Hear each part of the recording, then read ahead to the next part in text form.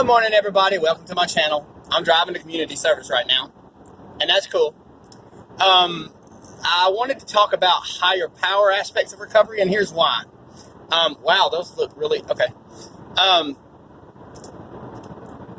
Some of us may have a hard concept with God. You may be angry at God. You may be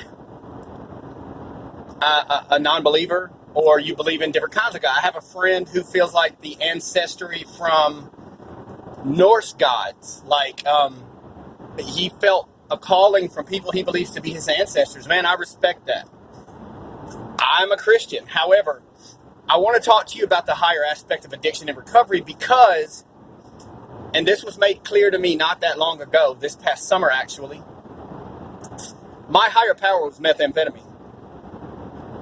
And though I don't want to sound like I idolized it as much as I hate to say it, and I've asked my God for forgiveness for that, but I idolized methamphetamine, just like I'm sure you do your drug of choice, or your family members in addiction do their drug of choice.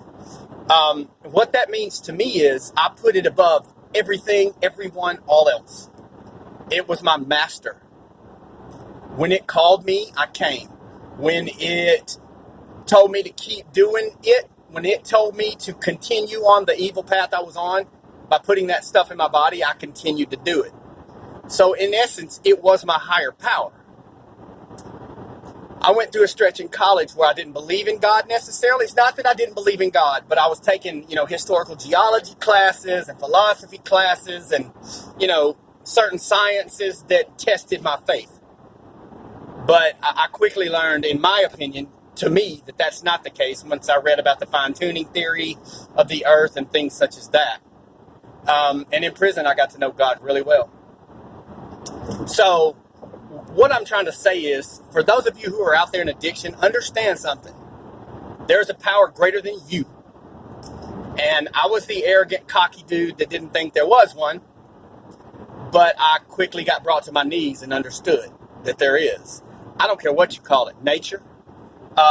One of my sponsors was saying that God is everywhere to him.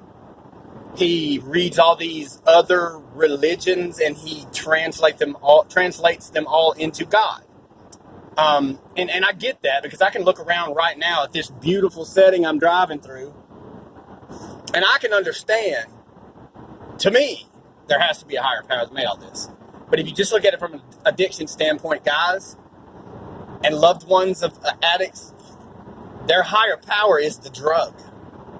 So if you think about all the faith, and I mean it, I defended meth like this. Meth has always numbed my pain.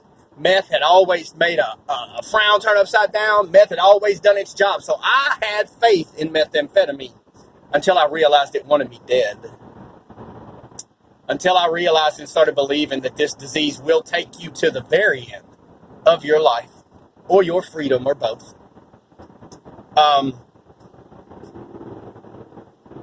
I could have been killed in prison. It was a bad, bad place where I went. I saw people die almost every day. I at least saw a dead body roll by my barracks every day.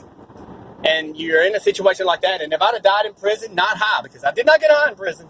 If I would have died in prison if I would have died in prison not high, I would have died directly related to methamphetamine. And guys, that's not the higher power you need.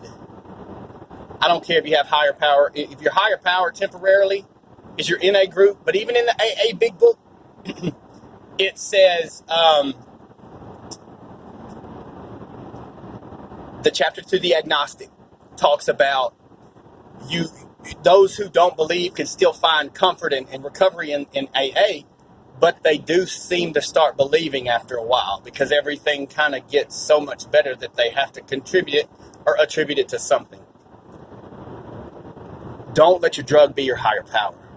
Don't let your drug make you do things outside of your scope of practice as a human being and your character. It's scary. It's very scary. It's scary to realize that you would give your all, give up your kids, do everything that we sick addicts do in order to get that high. There's something bigger out there. I don't care what you call it, but talk to it, think about it, Those of you who have loved ones, maybe you can adjust your trains of thought to realize that, let's just say you have Christian parents and you're an addict. To those of you who are parents who believe in God of addicts, or spouses who believe in God of addicts, look at it like the faith that you have in God they put in their drug. And that's not a permanent thing. But I promise you, when I say that that drug was my higher power for years, I mean it. So I hope that sheds some light on a few things for some of you. I'm grateful to my higher power. I'm grateful to God that I'm here. I'm going to community service. I'm not wearing orange or white. And I'm alive. I have started to try to start losing weight and getting really healthy. My mind is healthy now. So I'll take what I would call a rotund physical body. I've said this before, but it's time to get body and mind on the right path. But guys, if you can't understand why your kid or your spouse seems to be worshiping the drug they do, understand. It's because it's their higher power. I love you all. It's a great day to be sober. I just passed a police officer who saw me doing this, so we're probably about to have a little talk. But that's cool because I got nothing to hide. I love you all. See you soon.